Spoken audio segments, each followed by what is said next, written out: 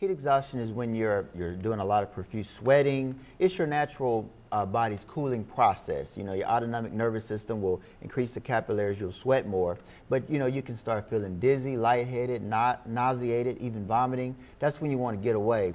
But if you don't get any better in, say, 30 minutes, you need to go ahead and seek medical attention. Now, if someone's having a heat stroke, then the skin actually becomes dry.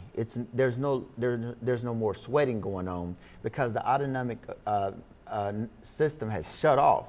You can no longer cool yourself down, and that's when it becomes dangerous. Now, I can't imagine what that feels like. I know what it feels like to be really hot and sweaty, but are you still really hot, just not sweaty? Yeah, you're burning up. I mean, temperatures are reached as high as 104 degrees. So it's very dangerous. In your body? In your body, that is correct, because some of the reports have shown, you know, people in the emergency rooms to have temperatures as high as 104. But the deal is, you know, that's the time you want to go ahead and seek emergency care immediately by calling 911.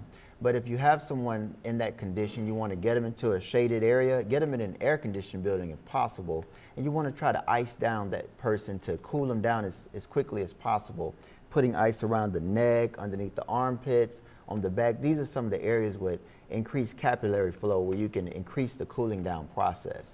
What about pouring water on them? I mean, if you're not, the thing is, it would take a lot of ice to do a lot of that, and a couple of people. Yeah. I mean, so if you're by yourself, could you just hose them down? You can, and that is a good idea, to hose them down and maybe fan them if you can't get into an air-conditioned building. But the most important thing is go ahead and call 911. Don't hesitate.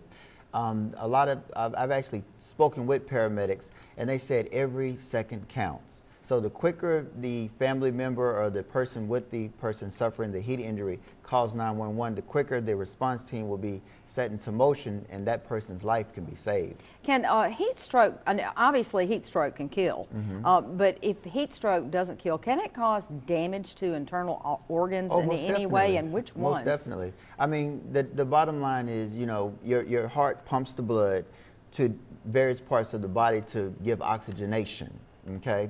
And if you're sweating profusely, having heat exhaustion, where you're already depriving yourself of a great deal of water in the form of sweat, so you're losing the volume, okay? And once you get to heat stroke, your body, it can no longer function properly, so there's not a whole lot of blood to be pumped because you've lost so much through the heat exhaustion, through the sweating process. Also, people can throw up or vomit, they lose more fluid, but the bottom line is the body, different organs can be deprived of oxygenated blood, so you can actually suffer a stroke to your brain, and after it's over, maybe you'll have, you know, nerve damage to limbs and things, or you can go into heart failure, kidney failure, and so on. But the most important thing that I want everybody to remember is that it can actually lead to death. So that's why it's so important that we don't hesitate. Just go ahead and call 911, let them come on out, and just always be on the safe side. All right, Dr. Timothy Quinn, thank you so much from Quinn Healthcare.